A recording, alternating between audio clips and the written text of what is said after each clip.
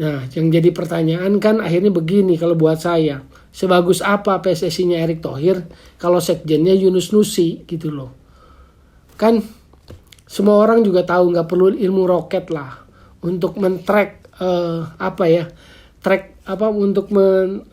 untuk menelisik track record seseorang di dunia sepak bola gitu loh.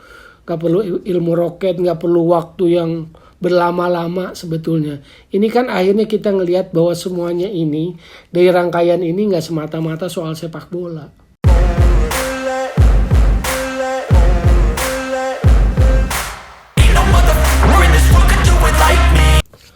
Oke, balik lagi di Gocek. Bung Toel masih akan bahas tentang PSSI karena genap 1 bulan PSSI periodenya Erick Thohir ini sejak KLB 16 Februari. Jadi ini genap 1 bulan. Jadi kalau saya review pikir-pikir kayak sinetron perjalanan PSSI baru ini, PSSI-nya Erick Thohir ini.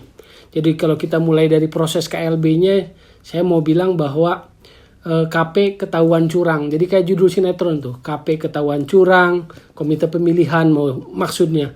Lalu juga ada waketum giveaway, lalu ada waketum yang tertukar. Kan judul-judulnya udah mirip sinetron kan, waketum yang tertukar. Bahkan belakangan waketum ini makin, kalau dalam istilah sepak bola, jadi man of the match.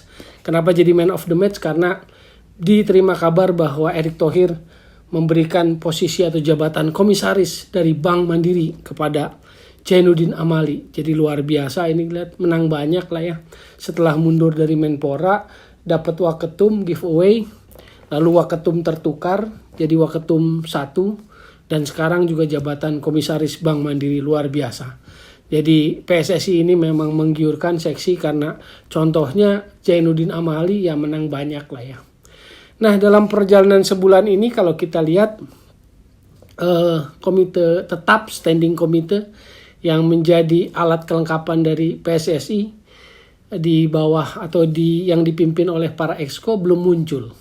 Jadi masih adem ayem, nggak ketahuan siapa yang jadi komite wasit, siapa yang jadi komite kompetisi, siapa yang jadi komite sepak bola, siapa yang jadi komite pengembangan misalnya, dan seterusnya dan seterusnya. Belum ada geliat, belum ada perkembangan siapa yang akan ditaruh dari 15 exco itu di masing-masing posisi. Semuanya masih sepi. Soal sekjen pun sebetulnya senyap, tidak ada pemberitaan, tidak ada pernyataan yang jelas, declare yang jelas dari Erick Thohir maupun exco siapa sekjen PSSI periode 2023-2027 ini. Nggak ada tuh. Jumpa pers nggak ada, keputusan resmi nggak ada, pernyataan resmi itu nggak ada. Tapi kalau dilihat dari laman atau website resmi PSSI, di situ masih tercantum sekjen ternyata Yunus Nusi gitu kan. Jadi belum lagi dari surat-surat yang dikirimkan PSSI ke anggota, misalnya untuk saresehan Asprof se-Indonesia. Itu juga suratnya dikirim oleh PSSI dan ditandatangani oleh Sekjen Yunus Nusi. Jadi ternyata diam-diam sekjennya masih tetap Yunus Nusi. Desas-desus kabar angin katanya hanya akan sampai Piala Dunia berakhir. Tapi nggak ada yang tahu, belum ada yang jelas. Karena sejak awal Erick Thohir jadi ketua umum PSSI pun belum pernah menyatakan secara definitif declare bahwa Yunus Nusi masih tetap sebagai sekjen. Tetapi rupanya entah karena alasan apa, diam-diam tapi Yunus Nusi ternyata masih tetap sebagai sekjen. Artinya apa? Ini mencederai dari harapan publik yang ingin PSSI bersih-bersih. Seperti juga janji kampanye, janji dari Erick Thohir yang ingin bersih-bersih, membersihkan dari tangan kotor gitu kan, jadi harus punya nyali, tapi kenyataannya Yunus Nusi tetap sebagai sekjen gitu kan. Jadi juga ini bisa memperkuat dugaan bahwa ini memang balas jasa dari upaya heroik Yunus Nusi mundur untuk waketum Zainuddin Amali. Nah, selain balas jasa juga ini menimbulkan pertanyaan gitu loh, kok seolah-olah nggak ada orang lain yang lebih bersih gitu loh, atau nggak dilihat track recordnya gitu loh, atau yang lebih ganteng lah dari Yunus Nusi gitu kan. Jadi masa sih nggak ada orang lain, masa sih nggak ngelihat track recordnya gitu loh, dari harapan publik yang ingin organisasi PSSI itu lebih bersih gitu loh.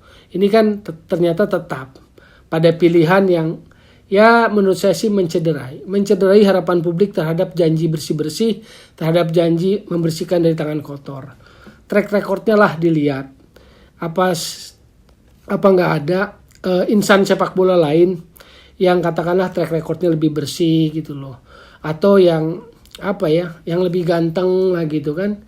Ya karena saking membingungkannya lah, jadi kita kok diam-diam ternyata Yunus Nusi juga di laman website PSSI resmi masih tercantum Yunus Nusi sekjen, lalu surat-surat juga masih atas nama Yunus Nusi. Nah, yang jadi pertanyaan kan akhirnya begini kalau buat saya, sebagus apa PSSI-nya Erick Thohir kalau sekjennya Yunus Nusi gitu loh. Kan semua orang juga tahu nggak perlu ilmu roket lah untuk men-track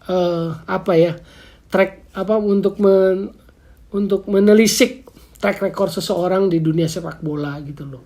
Nggak perlu ilmu roket, nggak perlu waktu yang berlama-lama sebetulnya. Ini kan akhirnya kita ngelihat bahwa semuanya ini dari rangkaian ini nggak semata-mata soal sepak bola.